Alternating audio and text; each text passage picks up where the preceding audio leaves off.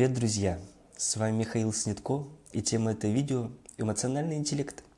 Из каких факторов у человека складывается психологическое здоровье?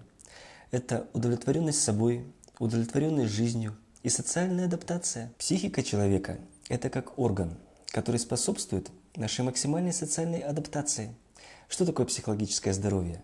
Это состояние полного физического и духовного благополучия, при котором человек может реализовывать свой потенциал, плодотворно работать, принося благо в жизнь своего сообщества. В чем заключается суть эмоциональной саморегуляции? Это способность справляться со своими эмоциями.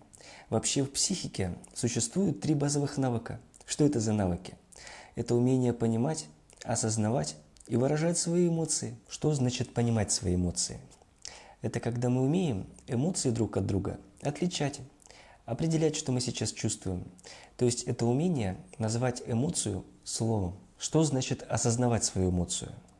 Это понимание того, какая ситуация эту эмоцию вызвала, какие она вызвала мысли, какие в этот момент времени у нас были чувства, и как под влиянием этой эмоции мы собираемся действовать. Следующее – это умение правильно выражать свои эмоции. После того, как человек научится своими эмоциями управлять, у него появятся очень четкие индикаторы для принятия точных решений. Следующий навык – это коммуникация. В чем заключается проблема выстраивания взаимоотношений? Большинство отношений между людьми не строится только по причине того, что люди коммуницируют по-идиотски. Третье – это навык стрессоустойчивости. Что такое стрессоустойчивость? Это то, как мы умеем успокаиваться, а главное – находить смысл в тех событиях, которые в нашей жизни происходят. Что такое стресс? Стресс – это когда наша психика по-старому уже не может, а по-новому еще не умеет. И в этой ситуации задача не поддаваться унынию, а заручившись позитивным мышлением из волевого импульса, начать действовать так, чтобы вытолкнуть себя в светлое будущее. Если владеть навыком стрессоустойчивости, то психика может стать практически неуязвимой. Если у человека психика слабая, то он острый стресс может не пережить и даже сойти с ума. Если же психика сильная, и человеку удалось острый стресс пережить, после этого происходит посттравматический рост. Как говорил Чехов, страдание приводит человека к совершенству. Острый стресс как раз представляет из себя тот промежуток времени, за который наша психика может новое представление о мире в себя интегрировать. Итак, для чего необходимо уметь свои эмоции осознавать? Во-первых, для того, чтобы выработать критерии личной самооценки, для того, чтобы для самих себя быть руководством. Как это можно сделать? Если мы будем систематически к своим эмоциям прислушиваться, если из них, как из внутреннего центра, мы будем свои решения взращивать, то наши поступки и действия неизбежно будут правильными. Что делают эмоции? Они структурируют наш опыт. Эмоции напрямую влияют на наше самовосприятие, наше мироощущение. Именно эмоции регулируют нашу жизнь и управляют ею. Если мы научимся свои эмоции хорошо осознавать, то наши действия перестанут быть импульсивными. Они станут более обдуманными, более осмысленными и адекватными. За счет этого поведение станет более осознанным. Если мы овладеем навыком управления своими эмоциями, наша жизнь станет более счастливой и нашей собственной. Какие функции у эмоций существуют? Их 3. Первая функция – сигнальная. Для чего она необходима? Чтобы мы могли понять свои потребности и благодаря своим эмоциям могли свое поведение регулировать. Именно эмоции дают нам возможность понять, что в нашем теле происходит. Эмоции дают нам ценнейшую информацию о том, как нам необходимо на то или иное событие отреагировать. Вторая функция – регуляторная. Что значит регуляторная? Эмоции регулируют наше напряжение. Когда мы свои эмоции выражаем, то напряжение в нашем организме становится меньше, что позволяет нам не выгорать. Третья функция – коммуникативная. Что значит коммуникативная? Именно выражение эмоций является важнейшим источником обратной связи. Благодаря выражению эмоций мы с людьми и строим отношения. Также понимание эмоций имеет важнейший экзистенциальный смысл.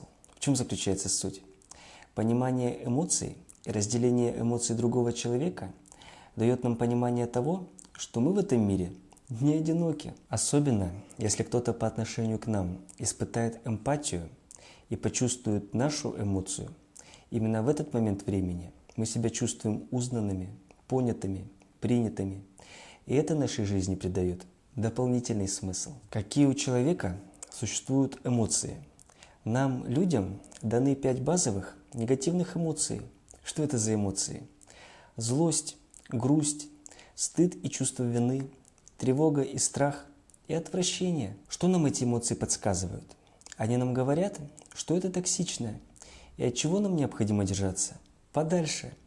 Также к негативным эмоциям можно отнести зависть, ревность и обиду. Какие существуют позитивные эмоции?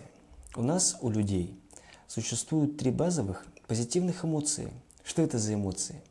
Интерес, радость и комплексная интегральная эмоция под названием любовь. Что нам сигнализируют позитивные эмоции? Они нам говорят о том, что мы находимся рядом с нашим источником силы. Поэтому наша задача как можно больше таких событий воспроизводить, чтобы наша жизнь становилась здоровой и счастливой. Что еще важно про эмоции понимать? Негативные эмоции такие же хорошие, такие же полезные, такие же наши друзья, как и позитивные эмоции. Они являются негативными не потому, что плохие, а потому что то событие, которое их вызвало, для нас является негативным. Также эмоции разделяются по интенсивности на слабые, средние и сильные. Что здесь важно понимать?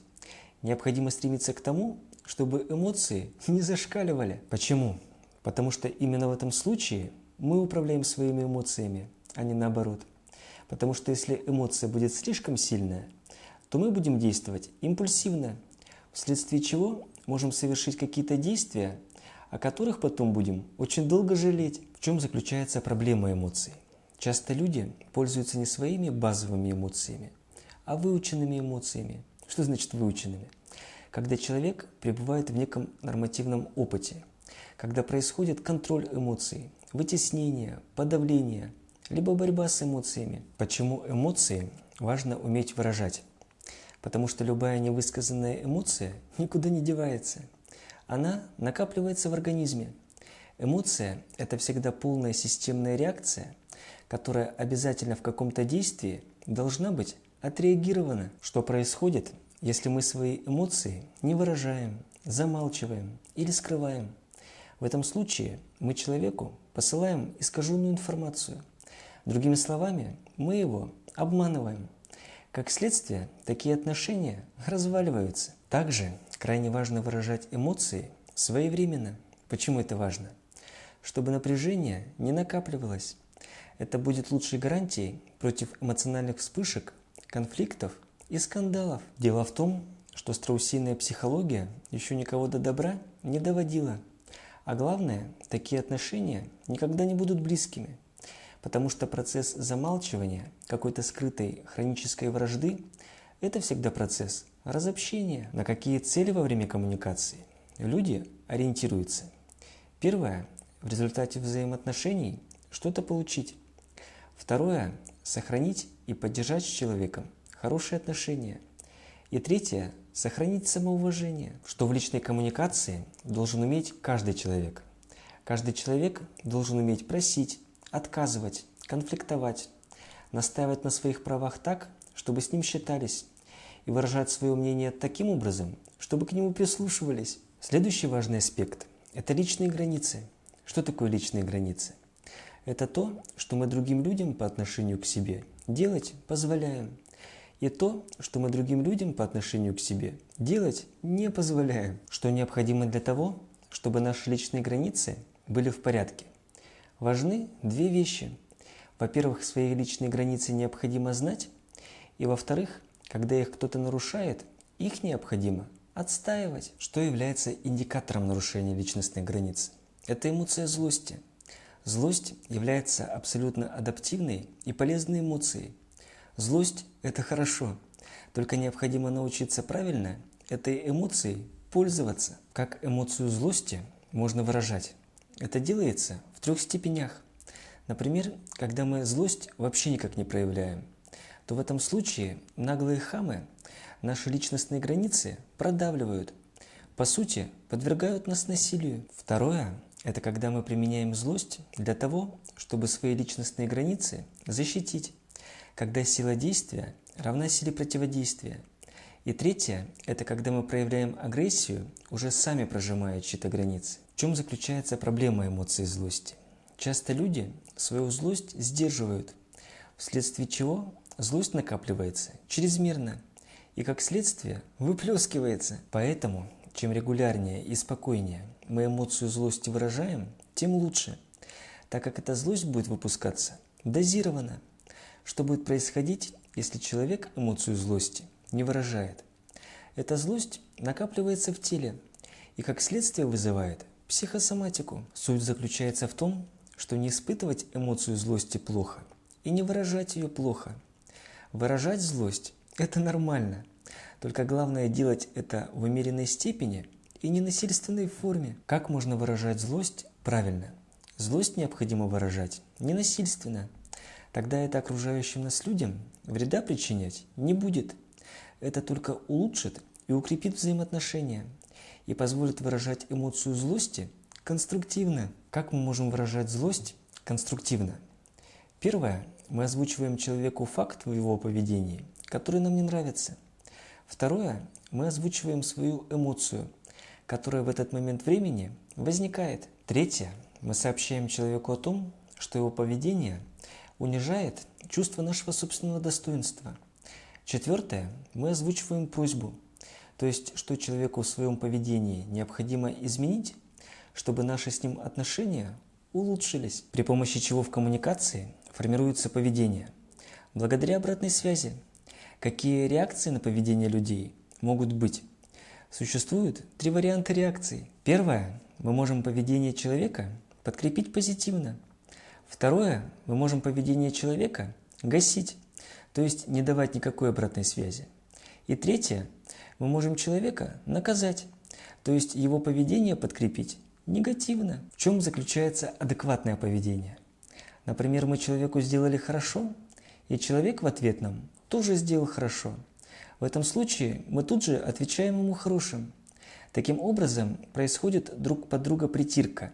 Отношения стабилизируются и становятся оптимальными. Но если мы человеку делаем хорошо, а он в ответ выливает на нас говнецо, мы естественным образом даем ему отрицательную обратную связь. И если он нам снова делает плохо, то мы отвечаем справедливостью. Очевидно, такие отношения будут разрушаться. И слава Богу, когда мы даем человеку серию негативных оценок, то есть даем понять, что с нами такие штучки не пройдут, то для него это будет как легкие удары током, когда мы создаем специальную среду, в котором человек свое поведение по отношению к нам будет вынужден исправить. Почему это не манипуляция? Мы не стремимся менять человека. Мы уважаем его личность, мы уважаем его индивидуальность. Мы меняем не личность человека, мы меняем его деструктивное поведение по отношению лично к нам в конкретной точке. Если кто-то направляет на нас негатив неадекватно, деструктивно, нерационально, то мы обязаны его за это немедленно наказать. Что здесь важно учесть? Крайне важно не упустить момент, то есть необходимо давать обратную связь моментально. Почему это важно? Потому что если кошечка пописала в тапочек, и мы ее накажем через неделю, она причин не поймет. Поэтому в тапочек ее необходимо тыкать мордой немедленно. Точно так же и с людьми, только без физического насилия. Если разобраться, как строятся отношения между людьми, как эти отношения получаются и за счет чего люди друг друга понимают, то мы обнаружим, что как источник понимания другого человека мы всегда используем свою психику. У каждого человека внутри психики существуют неповторимые представления о себе и партнере. Что в них входит? Вкусы, ценности, представления о жизни и так далее. И так как люди не живут в сферическом вакууме, у каждого человека существуют так называемые объектно-поисковые реакции. Что в них входит? Ожидания и неудовлетворенные потребности в отношениях, которые люди, встречаясь друг на друга, направляют. В процессе взросления люди учатся эту информацию воспринимать, чтобы свое поведение регулировать. Как такое поведение называется? Это поведение называется откликами. Если мы рассмотрим все эмоциональные реакции, которые у нас во взаимоотношениях с людьми происходят, то их можно разделить на две группы. Это перенос и отклики. Что такое перенос? Перенос – это эмоция, которая отражает к партнеру наши ожидания, нереализованные потребности, либо когда мы воспринимаем человека как самого себя. Какие существуют отклики? Отклики бывают рациональные и эмоциональные. В чем заключается проблема рациональных откликов?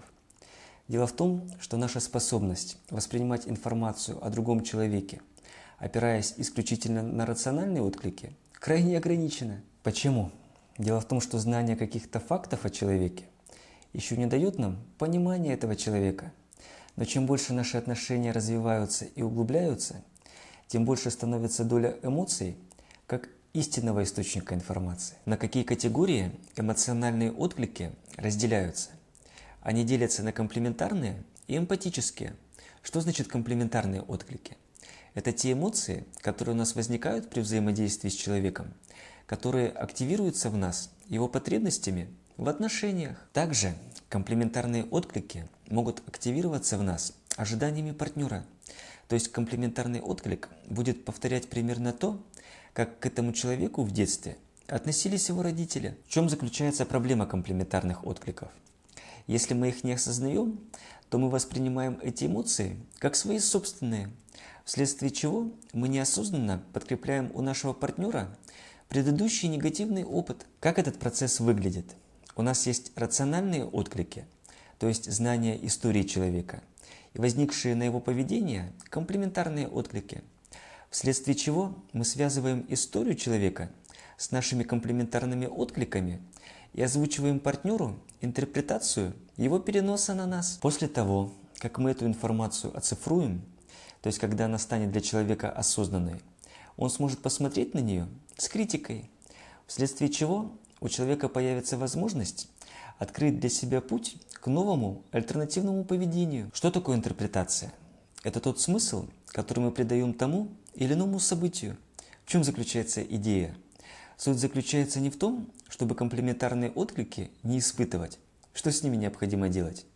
Комплементарные отклики необходимо осознавать. Для чего? Чтобы предоставить человеку интерпретацию переноса. Трудность комплементарных откликов в том и заключается, что мы эти отклики ощущаем как свои собственные эмоции. Поэтому, если мы этого не осознаем, то мы ошибочно можем посчитать, что мы к человеку так хреново относимся реально. Другими словами, если мы понимаем, что у нас к человеку вдруг ни с того ни с сего возникла любая негативная эмоция, то есть если мы поймали себя на этой мысли, то с вероятностью 99% это будет не что иное, как комплементарный отклик. Второй тип отклика – это эволюционный отклик. Когда он возникает? Он возникает, когда мы человека ценим, любим, желаем добра и искренне хотим ему помочь. По сути, фактом проявления этого отклика будет забота. Что такое забота? Забота – это комплекс действий по отношению к человеку, нацеленных на его благополучие. Когда мы хотим человеку реально помочь, когда мы заинтересованы в его жизни, в реализации его потенциала, чтобы он стал более свободным, более здоровым и более счастливым. Третий тип отклика – это эмпатический отклик. Что такое эмпатический отклик? Это эмоция, которую мы ощущаем, если нам удалось уловить, как человек себя реально чувствует. Как работает эмпатия? Она состоит из трехходовки. Первый шаг – это с человеком идентифицироваться. Что это значит?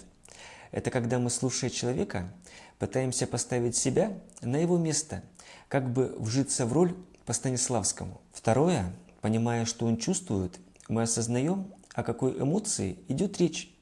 Третье, мы даем обратную связь. Давая обратную связь, по сути, мы производим эмпатическое описание, которое в отношениях выполняет функцию прояснения. Что такое прояснение? Это когда мы человеку задаем серию уточняющих вопросов. Для чего мы это делаем? Чтобы понять, почему он себя так ведет. После чего мы эти мотивы поведения интерпретируем. По сути, мы выступаем для партнера в качестве нового объекта, вследствие чего появляется возможность выстроить альтернативные отношения, когда человек получает для себя новый опыт. Для чего этот опыт необходим? Он служит образцом для построения новых идентификаций и новых структур, которых в психике человека не хватает, чтобы его психика стала взрослой, здоровой, зрелой и счастливой. При помощи своей психики мы способствуем развитию психики партнера, вдыхая в него новую жизнь. Другими словами, мы, используя структуры своей психики, дополняем психику человека, таким образом запуская его эволюционный потенциал. Почему людям часто этого добиться не удается? Основной ограничитель – это контрперенос. Что такое контрперенос? Это когда у нас у самих существует искаженное восприятие человека, то есть когда у нас есть ожидания, нереализованные потребности, либо когда мы воспринимаем человека как самого себя. Дело в том, что в любых взаимоотношениях люди всегда испытывают друг на друга отклики. В чем заключается ошибка, когда мы пытаемся другого человека понять? Дело в том, что в коммуникации люди всегда подмешивают свой опыт. Какие условия должны быть соблюдены, чтобы два человека могли законнектиться так, чтобы жить душа в душу, взаимодополняя друг друга? Мы должны быть похожи по уровню эмоционального развития, по уровню интеллекта, по ценностям, но при этом мы должны быть разными. В чем эта разность заключается? Мы должны быть разными в психологических проблемах и здоровых частях. То есть там, где у нас есть какая-то проблема, у нашего партнера эта часть является здоровой. А там, где здоровы мы, психологическая проблема у партнера. И так как наши идентичности многогранны, личности друг на друга накладываются, и люди таким образом друг друга как бы исцеляют. Другими словами, в отношениях партнеры друг для друга выполняют функцию терапевтическую. Когда два человека знакомятся, они сначала очень разные, но в процессе сонастройки они перенимают друг от друга эффективные паттерны поведения. Они становятся очень похожими, близкими, родными. Но идеальных совпадений не бывает. И всегда будет так, что какие-то части нашей психики будут не стыковаться. Когда это происходит? Когда в отношениях люди органически решить проблемы друг друга не могут. Как раз это и будет причиной всех недопониманий. Именно поэтому отношениями необходимо заниматься. Для чего? Чтобы сохранить здоровый контакт. А там, где идет дисконнект, произвести нивелирование. И эту трудность превратить в ресурс для выстраивания крепких, гармоничных и счастливых отношений. Что значит заниматься отношениями? Речь не идет о том, чтобы к партнеру по любому поводу и без повода докапываться. Речь идет о том, чтобы относиться к партнеру с заботой и ответственностью. Заниматься отношениями – это значит выстраивать с человеком правильную коммуникацию, что является ключевой составляющей здоровых отношений. Чтобы отношения одновременно складывались и близкими, и доверительными, обязательное наличие баланса между «хочу» и «должен». Следующий принцип здоровых отношений – это баланс между «даю» и «беру». Что под этим подразумевается? То есть количество энергии и информации, которые ушли от нас к партнеру, должны быть равным тому, что получили мы. Но чего не должно быть в здоровых отношениях? В здоровых отношениях не должно быть пренебрежения. Что значит пренебрежение? Это отсутствие заботы, поддержки и заинтересованности. Также в здоровых отношениях не должно быть контроля. Что такое контроль? По сути, это насилие.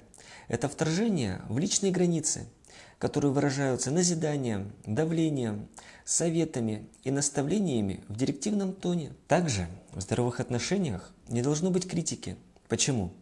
Критиковать человека можно, если он сам об этом просит, либо когда его поведение касается лично нас напрямую. Поэтому, когда мы человека критикуем, ему важно дать понять, что мы критикуем не его в целом.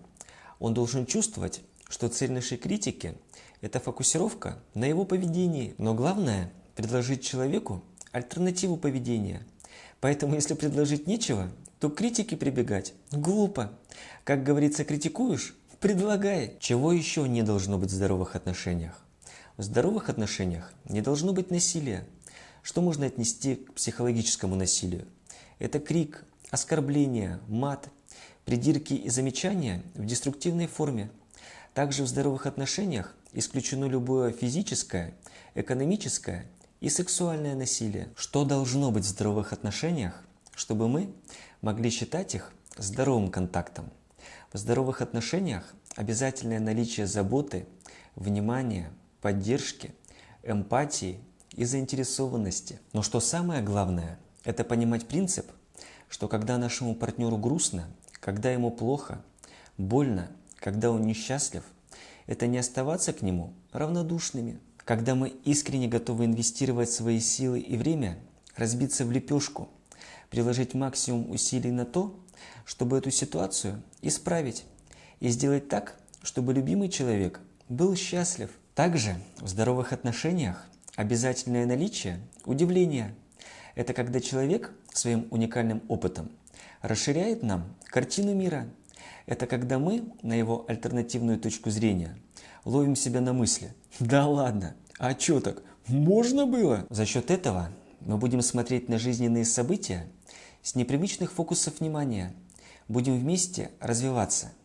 Именно за счет этого и будет получаться совместный рост, когда происходит взаимная эволюция. Также в здоровых отношениях обязательное наличие восхищения и благодарности. Какое чувство является индикатором того, что отношения являются здоровыми?